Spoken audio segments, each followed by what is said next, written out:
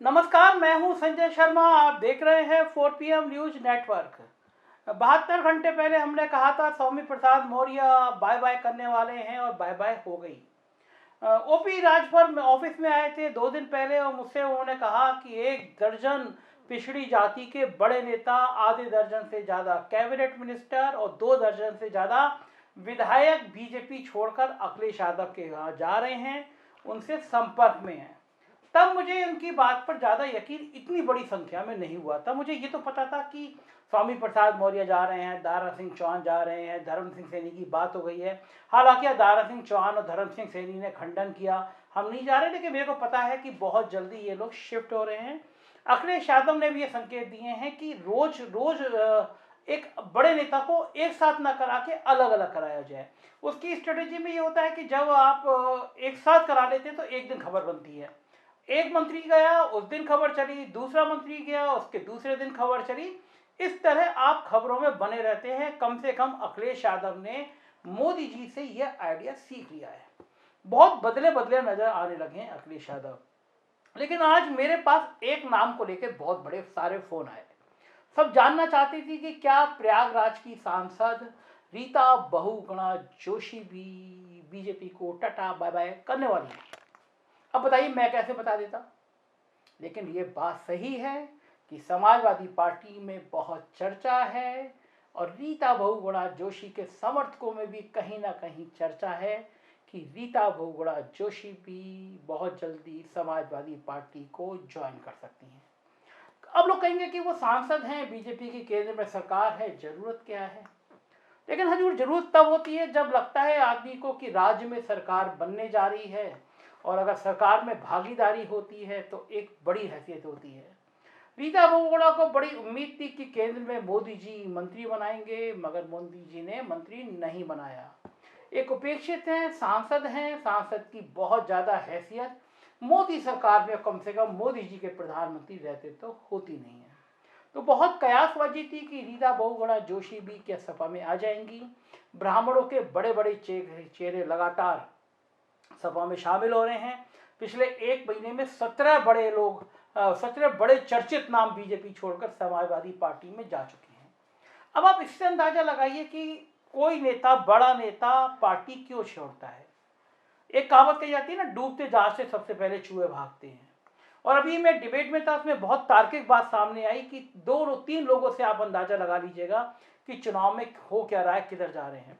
पहला आप अंदाजा लगा लीजिए कि कौन नौकरशाह अब किधर झुक रहे हैं। तो बात पहले मैं इसी पे करता हूं। उत्तर प्रदेश के बड़े चर्चित नाम आजकल अखिलेश यादव के चरण वंदना करने के लिए ढूंढ रहे हैं, आदमी ढूंढ रहे हैं। एक बहुत बड़े साहब हैं, बहुत लंबे साहब हैं, अखिलेश यादव ने नंबर ब्लॉक पे लगा दिया। कारण कि उन्होंने बहुत सारी बैटिंग कर ली थी योगी जी के साथ, बड़े कॉन्फिडेंस में थे, क्योंकि 6 महीने पहले हर आदमी कह रहा था कि भाई अखिलेश यादव कहाँ हैं, अखिलेश यादव मिल नहीं रहे हैं, अखिलेश यादव निकल नहीं रहे हैं। तो लोगों को लगता था ऐसे चुनाव थोड़ी ना होता है।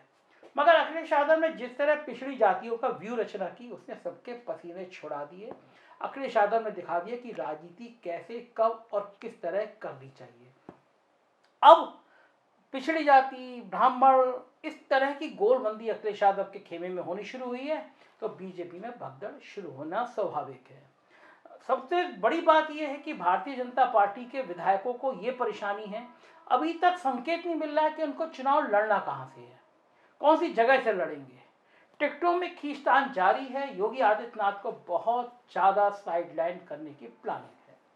भारतीय जनता पार्टी को समझ में आ रहा है कि ये जो भगदड़ मच रही है पिछड़ी जातियों की, और खासतौर से स्वामी प्रसाद मौर्य जिस तरह छोड़ के गए हैं, उसका कारण सिर्फ इतना है कि पूरी सरकार ने मैसेज दिया था कि वो ऊंची जातियों की है।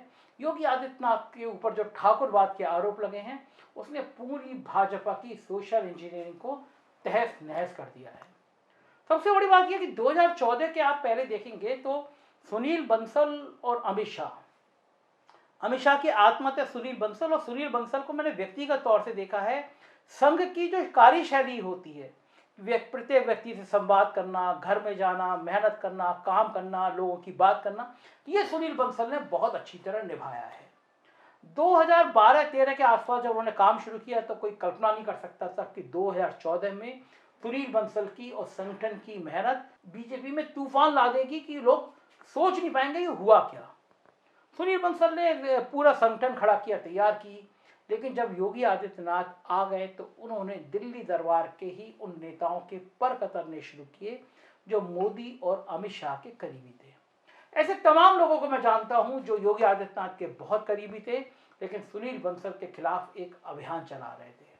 उनको लगता था कि किसी तरह सुनील बंसल को किनारे कर दिया जाएगा तो उनकी मनमानी पूरी तरह से चलेगी। सुनील बंसल को बदनाम करने के लिए दिल्ली में चिट्ठियां भेजी गईं, दिल्ली में संदेशे गए, कुछ अखबार वालों को मैनेज किया गया कि सुनील बंसल के बारे में कुछ छाप दो, कुछ बातें कर लो। तो जाहिर है पार्टी के अंदर अब टिकट बंटवारे का जब सवाल आ रहा है तो ये तय है कि टिकट बंटवारे में अमित शाह और सुनील बंसल की ही चलने वाली है। ये जो नेता हैं, जो पिछड़ी जाति के नेता खास तौर से हैं, उनको एक बात और समझ में आ रही है। उनको समझ में आ रही है कि पूरा चुनाव अगली जाति बनाम पिछड़ी जाति में बदल गया है। आप कितना भी कोशिश कर ले, अब जैसे योगी आदित्यनाथ का जो 80 बनाम 20 वाला बयान था उसे सबको चौंका दिया। कोई कल्पना भी नहीं कर सकता था कोई संवैधानिक पद पर बैठा व्यक्ति इस तरह का बयान दे सकता है। 20% मतलब 20% मुसलमान बनाम 80% हिंदू। तो ये योगी आदित्यनाथ को इतनी मजबूरी क्यों पड़ी कि वो इस तरह खुलेआम 80% बनाम 20% कर रहे हैं? कारण यह कि योगी आदित्यनाथ को समझ में आ गया कि जातियों की व्यू रचना ऐसी हो गई है कि पिछड़ी जातियों की गोलबंदी उनके खिलाफ हो गई है। गांव गांव में संदेशा चला गया ये सरकार तो सिर्फ ठाकरों की है, बनियों की है। तो ये बैकवर्ड है पिछड़ी जातियों में ये संदेशा गया कि यार ये हमारी तो बात यहाँ होनी नहीं है। अखिलेश यादव ने जिस तरह से पिछड़ों को एक मैसेज देने की कोशिश करी, कहा सरकार आएगी तो हम पिछड़ों की जनगणना कराएंगे, पिछड़ों का क्रांति होगी, पिछड़ों का आंदोलन होगा। तो ये जो मैसेज थे ये गांव तक गए। तो बीजेपी को समझ में आ रहा है कि अमित शाह ने और सुनील बंसल ने जिस व्यू रचना के साथ उत्तर प्रदेश में जातियों का गठजोड़ खड़ा किया था, पहली बार उन्होंने यादव जाति का भी आधा टुकड़ा करके 2017 में वो बीजेपी में ले आए थे। लेकिन योगी आदित्यनाथ के ठाकुरवाद के कारण फिर से वो वापस बीजेपी से दूर चला गया है। भारतीय जनता पार्टी के अंदर जो पिछड़ी जातियों के नेता थे उनकी भी बहुत उपेक्षा हुई है। एक बड़ा नाम अनुप्रिया पटेल का भी चर्चा में आ रहा है। अनुप्रिया पटेल ने भी कई बार संकेत दिए कि अभी तय नहीं है, अभी बात हो रही है, अभी हम बताएंगे गठबंधन।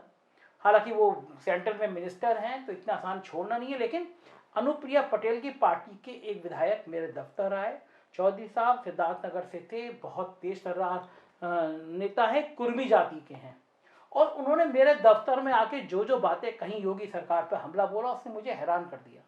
अनुप्रिया पटेल की पार्टी मतलब अपना दल बीजेपी की सहयोगी पार्टी है। बीजेपी की सहयोगी पार्टी का विधायक कह रहा है कि हमारी हैसियत तो कुछ थी नहीं, मुख्यमंत्री के सचिव एसपी गोयल जो थे हम उनके पास 3-3, 4-4 घंटे बैठे रहते थे, हमारी बात नहीं होती थी, कोई ठेकेदार आता था, बिल्डर आता था, अंदर चला जाता था। यहाँ तक उन्होंने कह दिया कि हमारी विधायक निधि में कमीशन 18% तक गया। यही नहीं, उन्होंने यह आरोप लगाया, मुझसे पूछा उन्होंने इंटरव्यू के सवाल में, आप बताइए संजय जी कि कौन कुर्मी जाति का मिनिस्टर ऐसा है जिसकी वहां पे कैबिनेट मिनिस्टर हो, जिसकी चल रही हो। ठाकुर मिनिस्टर को देख लीजिए, नाम गिना दिए उन्हें, महेंद्र सिंह, सुरेश राणा, मोती सिंह, उन्हें तमाम नाम गिना दिए कि ठाकुर मंत्री को देख लीजिए, कुर्मी जाति का कौन मंत्री ये बता दीजिए। देखिए जरा पहले कुछ अंश दिखा रहा हूं मैं उस वीडियो के, फिर मैं आपसे बात करता हूँ। बैकवर्डों को अनदेखा कोई भी करेगा तो उसका परिवर्तन होना तय है। और अब की बार हम लोग की भी सरकार में, उत्तर प्रदेश की योगी सरकार में भी बैकवर्डों का बहुत अनदेखा हुआ है, हम लोगों की अनदेखी हुई है। तो मुझे विश्वास है कि जनता जैसे 7 से 12, 12 से 17 और 17 से 22 का परिवर्तन करेगी।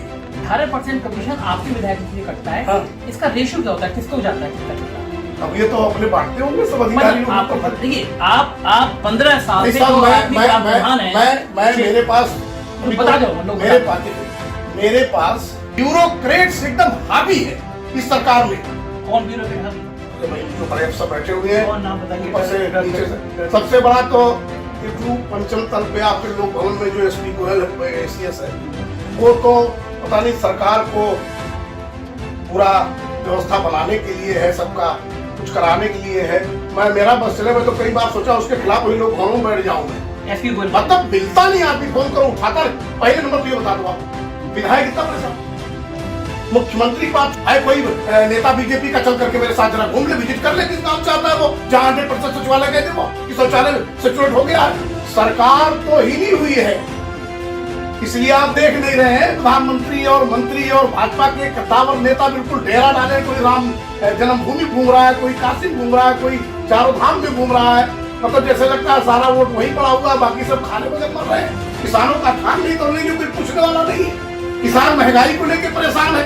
अच्छा, ये तो इनसे विश्वास इसलिए घट गया। अब गांव में ये कहते हैं कि अरे मोदी जी बिना लाए रहे कि सलमान वाला, तो ये वापस का लीन हो, कहते हैं पहले वो महाहित में है, अब योगी बाबा कहा थे किसानों के हित में वापस लिए।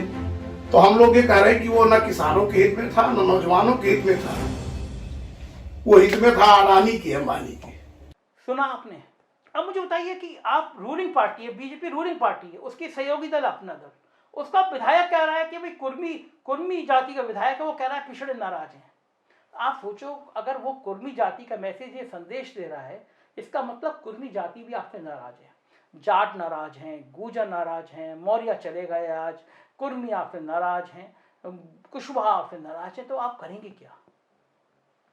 बीजेपी अगर इसी स्थिति में रही तो भारतीय जनता पार्टी एक ऐतिहासिक हार की तरफ बढ़ती हुई नजर आ रही है। बीजेपी में मंथन शुरू हो रहा है, किया क्या जाए, क्या योगी आदित्यनाथ का चेहरा चेंज किया जाए, कहा जाए कि बीजेपी बिना चेहरे के चुनाव लड़ेगी, लेकिन क्या करना ये तय नहीं कर पा रहा। बहुत बहुत मुश्किल है। और उत्तर प्रदेश की राजनीति में एक अगर पेच ऐसा आ जाता है, मान लीजिए रीता बहुगुणा जोशी भी छोड़ देती हैं, तो बीजेपी को अपनी स्थिति संभालना बिल्कुल असंभव हो जाएगा। चुनाव कैसे टाले जाएं, फिर इस पे मंथन शुरू हो जाएगा। तो देखते रहिए 4PM न्यूज नेटवर्क, यही वो चैनल है जो सच सच और सिर्फ सच आपको बताएगा। हमें सब्सक्राइब करिएगा, थोड़ी सी मदद कीजिएगा, ये एक नंबर है, इसमें मैसेज कीजिएगा, हमारी टीम आपसे संपर्क करेगी।